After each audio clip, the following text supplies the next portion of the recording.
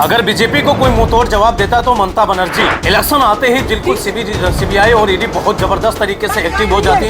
अगर ममता बनर्जी इतना ही सही है तो ईडी के हाथ से फाइल क्यों छीनी? ये सब बहुत बड़ा सवाल खड़ा करते हैं। नमस्कार दोस्तों, कलकत्ता के अंदर ईडी ने एक आईपैक कंपनी उसके ऊपर छापा मारा और छापा मारने के बाद पता ये चलता कि ममता बनर्जी की आईटी कंपनी है, जो कि उसके मुखिया हैं प्रतीक जैन, जो आईटी कंपनी चला रहे आईटी कंपनी की आईपैक कंपनी चला रहे थे प्रतीक जैन।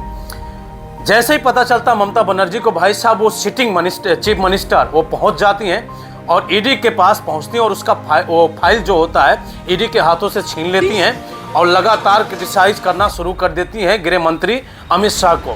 बोलते हैं कि भाई साहब जैसे इलेक्शन आता है ये पहुंच जाते हैं, ईडीआई और सीबी का डर दिखाते हैं कि ताकि जो है हम डर जाएं। लेकिन ममता बनर्जी डरने वाली नहीं है। पूरी कोलकाता के अंदर सही तरीके से अगर बंगाल के अंदर चुनाव लड़कर जीत कर दिखाओ तब हम जाने।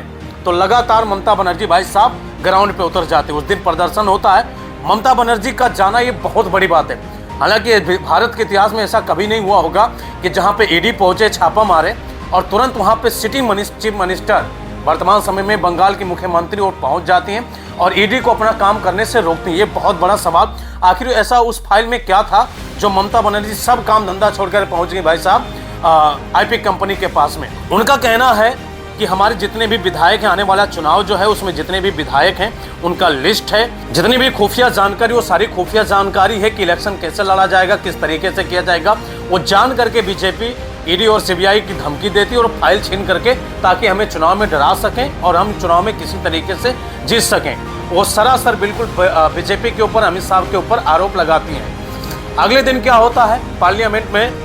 अगले दिन ये होता है तृणमूल कांग्रेस पार्टी के यानी ममता बनर्जी पार्टी के जितने भी सांसद हो जाते हैं, पहुंच जाते हैं गृह मंत्रालय के ऑफिस में। वहां जबरदस्त तरीके से धरना देते हैं। पुलिस साथ ही अनंत फनन में लाद लेकर उनको जाती, बाद में फिर छोड़ देते हैं, वो तो चलता लेते हैं। जबरदस्त तरीके से पूरे बंगाल के अंदर भाई साहब ममता बनर्जी ग्राउंड लेवल पे उतरती हैं। उतरने के बाद इस तरीके से बीजेपी को भाई साहब वो अमित शाह को चुनौती देती हैं, ललकारती हैं कि क्या कहें। और एक बात तो सच है कि भाई साहब अगर कोई विपक्ष का भूमिका असली तौर पे निभा रहा है तो ममता बनर्जी। राहुल गांधी आते हैं चले जाते हैं, लेकिन ममता बनर्जी जब चुनाव उतरती मैदान में भाई साहब पूरा का पूरा बंगाल उनके साथ खड़ा हो जाता है और लगातार अमित शाह को बिल्कुल चुनौती देती है। वो कहते हैं कि कोल माइन का जो पैसा था वो बीजेपी के अमित शाह ही लेते थे पैसा, उसमें भी वो बांटते थे।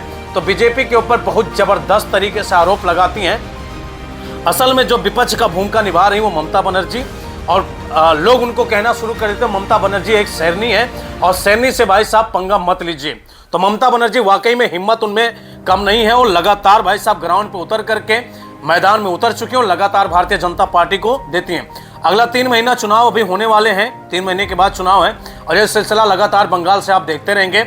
अमित शाह का भी इस बार प्लान सेट हो गया भाई साहब, किसी प्रकार से किसी तरीके से साम दान दंड भेद लगा करके इस बार बंगाल को जीतना है तो जीतना है। ये नज़ारा बड़ा दिलचस्प होगा, आने वाले 3 महीने के अंदर देखिएगा।